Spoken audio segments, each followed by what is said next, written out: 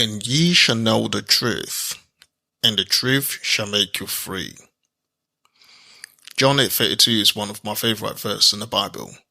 It is inspiration for the name of my website, Home Truths. But what is truth, and how important is it to a person's life? We will look at this and other things in this episode.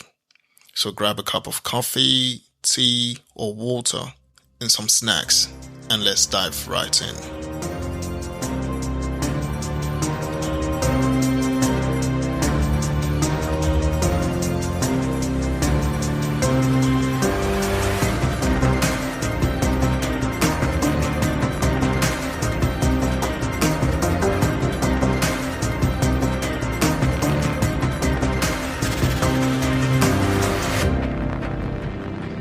Hello and welcome to another episode of the I Am a Christian podcast. I am Ohis. We live in a confused world right now. A lot of things are being redefined or have been redefined. Bad is good, wrong is right, up is down, and black is white. Nothing seems to make sense anymore, and most people don't know where they stand or if they're even standing. I am reminded of what scripture says in 1 Corinthians 10 verse 12. Let him who thinks he stands take heed lest he fall. So there is a crisis of meaning in our world at the moment. We see this manifested in the rise of unhappiness and depression, the erosion of trust in each other. This divide amongst us goes beyond economic reasons. As we have seen, many wealthy people are very unhappy and struggling with mental issues just like those we deem to be at the bottom of society economically. But how did we get here? In my study about the history of civilizations, I concluded that Western civilization is one of the greatest, if not the greatest civilization ever. And here is why. It is built on truth. A truth supported by two pillars, faith, that's the Judeo-Christian worldview, and reason, which is Greek thought. Judeo-Christian worldview tells us where we are from and the purpose for which we are here. It tells us who created the world and why, the role of the creator and the role of the created. It reveals God to us and describes the message of Jesus Christ, especially as a message that confirms to and answers the nature of reality. The Judeo-Christian worldview provides a solid moral foundation upon which we can build brilliant ideas. Greek thought, on the other hand, gives us the tools to understand our world and navigate complex societal issues, tools such as logic, philosophy, dialectics, mathematics, and the likes. See, faith and reason are intertwined. We cannot separate them, for faith shapes reason and reason informs faith. Faith without reason produces the likes of Osama bin Laden, and reason without faith produces the likes of Adolf Hitler. For example, Judeo-Christian moral values tells us that murder is wrong. Greek thought takes this moral position and expands on it to show how it applies to a lot of other issues. And here's what I mean. If I say to someone abortion is wrong, they may not fully grasp why or what I mean by that position. By using logic, which is 1-2 from Greek thought, I can expand on this and it will go something like this. Murder is the intentional killing of a human being. Murder is wrong. Abortion is the intentional killing of a human being. Therefore, abortion is murder. Murder is wrong. Therefore, abortion is wrong. Now, the Apostle Paul employed these tools in his letter to the Romans. Specifically, Romans chapter 1 verse 19 to 20 is credited as the inspiration behind the discipline of science as we know it. It says, "For the invisible things of him from the creation of the world are clearly seen, being understood by the things that are made, even his eternal power and Godhead, so that they are without excuse." The idea was you can know and understand the nature of God by studying the things which he created. That idea has driven and is still driving all the progress we have made since that time. You are sitting comfortably right now listening to me over the internet. This is possible because of the progress made in science and technology. But before we look at what truth is and its characteristics, I would like to share one thing with you.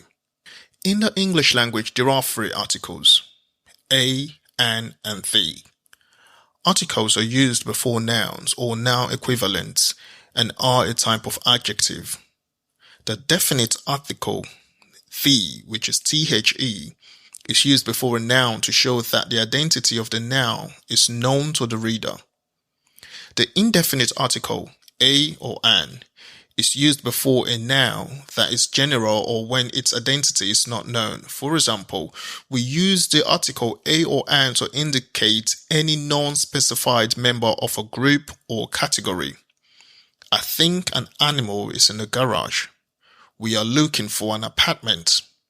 We can also use the article a or an to indicate one in number as opposed to more than one. For example, I own a cat and 2 dogs. Now we use the article the definite article the, when an adjective, phrase or clause describing the noun clarifies or restricts its identity. The boy sitting next to me raised his hand. Thank you for the advice you gave me. The advice you gave me. Another use for the article the is when the noun refers to something or someone that is unique. For example, the theory of relativity, the entrance to my house. Why is it relevant to know all of this? We will see when we inspect John chapter 8, verse 32. But first, let us go to a break.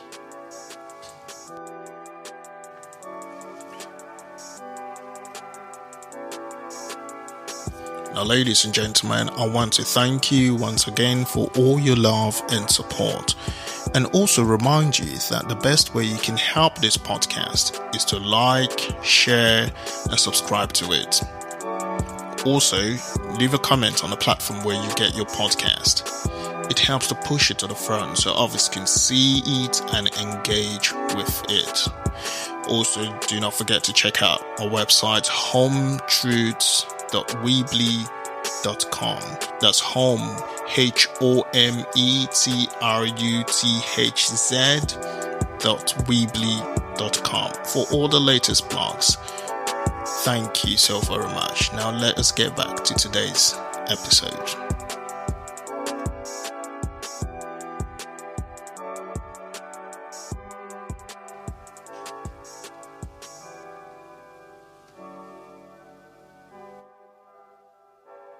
Welcome back. Now, in the first segment, I told you 3 things. 1 is that Western civilization is arguably the greatest civilization ever because it is built on truth. 2, faith and reason are inseparable. And 3, there is a crisis of meaning in our world right now. Let me add another. There is a difference between information and knowledge. Both are important, but we can only get the truth after we extract knowledge from information. What, therefore, is truth? I've got multiple definitions here.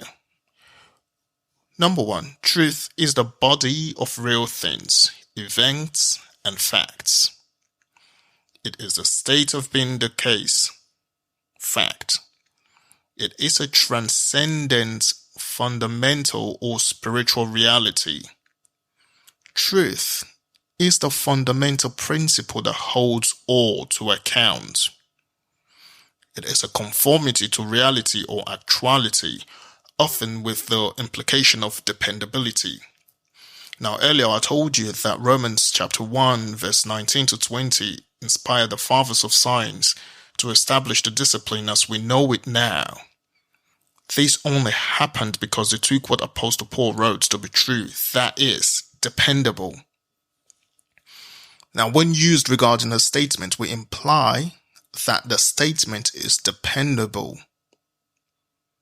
To tell the truth is to speak or make known statements consistent with fact or reality.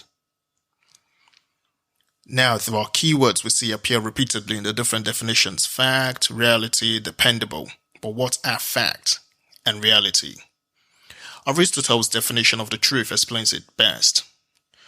To say of what is that it is not, or of what is not that it is false.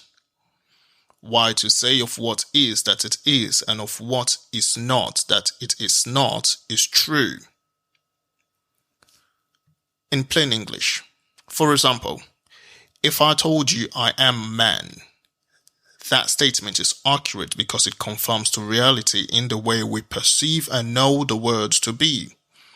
But if I told you I am a woman, I am making a false statement because this does not conform to reality. So if I say of myself I am a man, that is me saying of what is that it is.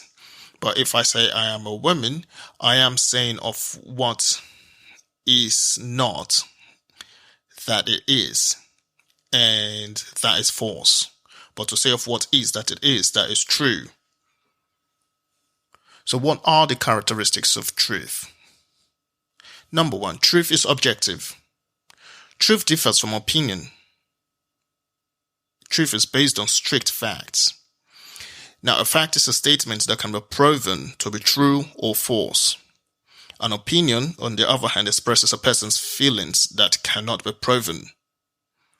Now, this is not to say opinions are meaningless, because opinions can be based on facts or emotions. But sometimes opinions are meant to deliberately mislead others. We can prove truth because it's based on facts, but opinions are based on a person's feelings. Now, how are you going to prove whether a person feels the way they feel? How can you prove that because this person feels this way, it means that what they means that it's exactly what's happened? That is the reason why opinions are a bit sketchy. With truth, they're hard facts. You can prove it. With opinions, sometimes they can be based on facts and sometimes based on emotions. And emotions, as we know, it's dependent on the individual. Okay, another characteristic about truth, it's we can verify it. That is, we can test it. And there are two theories or categories under which we generally test for truth: correspondence and coherence theory. And what we search for: logical consistency, empirical accuracy, and experiential relevance. Now, the correspondence theory quite simply says that when a claim corresponds with its object, for example, the claim that the White House is in Washington, D.C. is true if the White House is actually located in Washington. Now, if the White House is not located in Washington, then that claim is false because the claim has to correspond with its object. The coherence theory refers to a consistent and overarching explanation for all facts. To be coherent, all pertinent facts must be arranged in a consistent and cohesive fashion as an integrated whole. The theory that most effectively reconciles all facts in this fashion may be considered most likely to be true. Now, most people argue that coherence is the most potentially effective test of truth because it most adequately addresses all elements. The main limitation lies not in the standard, but in the human inability to acquire all facts of an experience. So these are the two categories under which we test for truth. Now, with the coherence theory, when all the facts are added together, they must come together in a way that is consistent, based on principle, and the cohere, that is the mix together well to make sense in terms of how we understand reality. Now, another characteristic of truth is that it sanctifies. In John 17, verse 17, Jesus said, "Sanctify them by your truth. Thy word is truth." Another characteristic of truth is that truth emboldens. We see this in Proverbs 28 verse 1. Proverbs 28 verse 1 tells us, "The wicked flee when no man pursueth, but the righteous is as bold as a lion." Another characteristic of truth is that truth establishes, and we see this in Proverbs 12 verse 19. Proverbs 12 verse 19 tells us that truthful lips endure forever, but a lying tongue lasts only a moment. Another characteristic of truth is that it is desirable. Truth is desirable. Psalms 51 shows us this. Psalms 51 verse 6. "Behold, thou desirest truth in the inward parts." Another characteristic of truth is that it identifies and differentiates one from another. It identifies and differentiates one from another. We find this in John chapter 8 from verse 41. John chapter 8 from verse 41. "Ye do the deeds of your father. Then said they to him, We be not born of fornication. We have one Father, even God. And Jesus said unto them, If God were your Father, you would love me, for I proceeded forth and came from God. Neither came I of myself, but he sent me. Why do ye not understand my speech? Even because ye cannot hear my word. Ye are of your father the devil, and the lusts of your father you will do. He was a murderer from the beginning, and abode not in the truth, because there is no truth in him. When he speaketh a lie, he speaketh of his own, for he is a liar and the father of it. And because I tell you the truth, ye believe me not." Now, truth identifies who is who, and it differentiates who is who. Another characteristic of truth is not a human invention and cannot be subjective. I tell you this, even before the first man was created, truth already exists. Before Adam was formed, truth already exists. It is true that the word was in existence before Adam, and because the word was in existence before Adam, truth already exists. And this is why there is no such thing as my truth. There is only the truth. Truth, it's a transcendent, fundamental reality. It transcends all of us humans. There is no such thing as my truth. There is only the truth. Another characteristic of truth is that the truth is sometimes not nice or convenient. It may not fit in with your lifestyle, but it doesn't change. Now, I want to ask you this. Do you think when Jesus told the people in John 8 verse 44 that their father is the devil, that it felt good to them? Did they sit there thinking, oh, this is the best thing anyone has ever said to us? Of course not. The truth may not be nice. The truth may not be convenient. But the truth is the truth. It's just like Ben Shapiro always says, facts don't care about your feelings. Another characteristic of truth is this. Truth does not need you to agree with it for it to be true. We find this in John 8 verse 4 to 6. John 8 verse 4 to 6. Which of you convinceth me of sin? This is Jesus speaking. And if I say the truth, why do ye not believe me? If I say the truth, why do ye not believe me? You do not have to believe the truth for it to be true.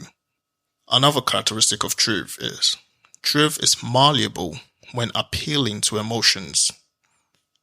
I am going to dwell on this bit for a while because right here lies the root of all the evils we are experiencing. You see, many of us are on a happiness quest and not a truth quest. What does this mean? It means so many of us choose to hear what we want to hear. We choose to believe what we want to believe. Like 2 Timothy 4 verse 3 to 4 tells us, the time will come when people will not listen to the true teaching, but people will find more and more teachers who please them. They will find teachers who say what they want to hear. People will stop listening to the truth. They will begin to follow the teaching and false stories. There are so many people around you today who you thought you knew, but who no longer want to hear what the truth is about reality, what the truth is about our world, what the truth is about humans, because they tell you that, that it's very intolerant, that it's not very inclusive, that it's very hateful.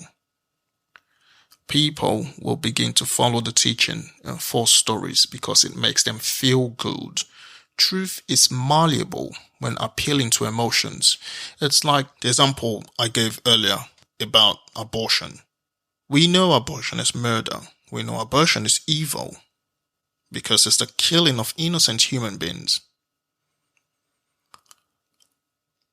But the discussion around abortion now has been switched around to appeal to people's emotions. We cannot tell people anymore that killing innocent human beings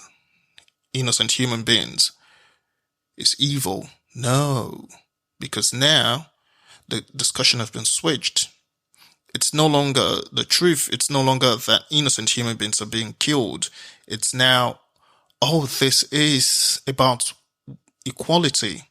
This is about women's rights. And why wouldn't you want to support women's rights? Why wouldn't you want to support equality? You see, truth is malleable when you're appealing to emotions. When you're trying to make people happy, truth can be distorted. Truth can mean what you want it to mean. The German philosopher Friedrich Nietzsche captures this beautifully. This state that we are in now, this appealing to emotions, he captured it beautifully in his article, The Parable of the Madman. Now, Friedrich Nietzsche wrote this in 1882, and every time I read this parable, it strikes me as very prophetic. He understood, he saw and he understood what was coming. And I am going to read the parable to you now. Have you not heard of that madman who lit a lantern in the bright morning hours, ran to the marketplace and cried incessantly, I seek God! I seek God! As many of those who did not believe in God were standing around just then, he provoked much laughter. Has he got lost? Asked one. Did he lose his way like a child? Asked another. Or is he hiding? Is he afraid of us? Has he gone on a voyage? Emigrated? Thus they yelled and laughed. The madman jumped into their midst and pierced them with his eyes. Whither is God? He cried. I will tell you. We have killed him, you and I. All of us are his murderers. But how did we do this? How could we drink up the sea? Who gave us the sponge to wipe away the entire horizon? What were we doing when we unchained this earth from its sun?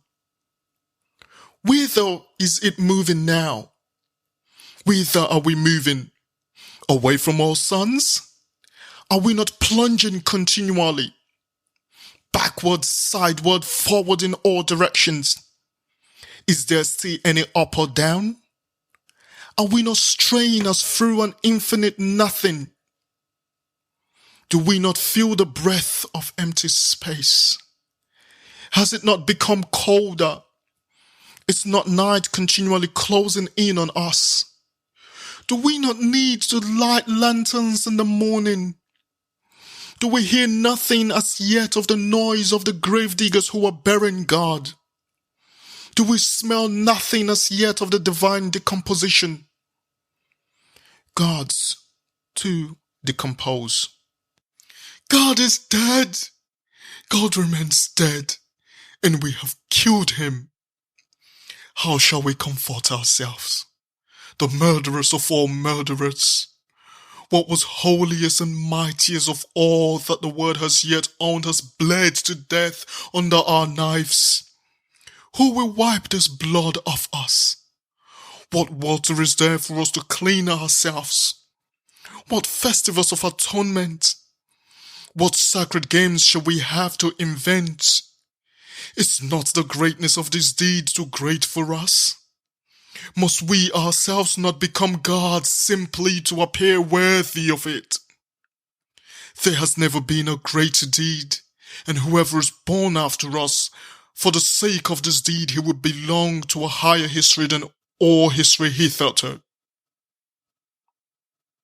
Here the madman fell silent, and looked again at his listeners. And they too were silent, and stared at him in astonishment. At last he threw his lantern on the ground, and it broke into pieces, and went out. I have come too early, he said then.